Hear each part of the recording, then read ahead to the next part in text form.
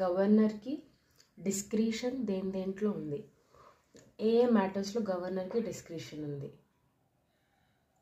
So if a question arises లేదా when a question arises whether particular matter falls within the governor's discretion or not, then whose decision is final అంటే governors decision is final.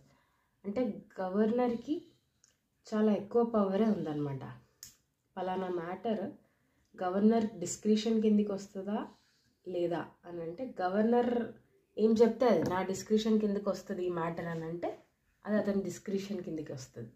So constitution అనేది it made it clear anamata. Constitution makes it clear that if any question arises whether a matter falls within the governor's discretion or not, the decision of the governor is final. Tarvata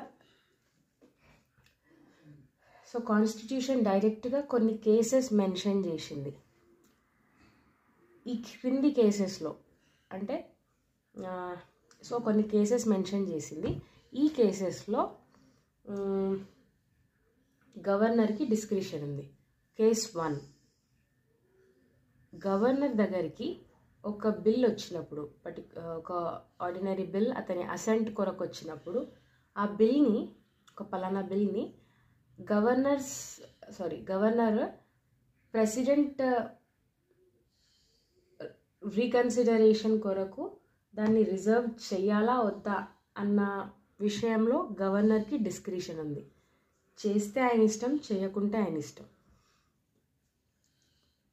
now case 2 ఏంటంటే ఒక స్టేట్లో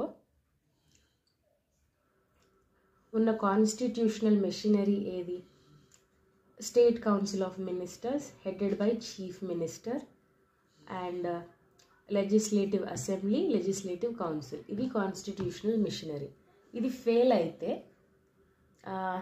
governor president rule కొరకు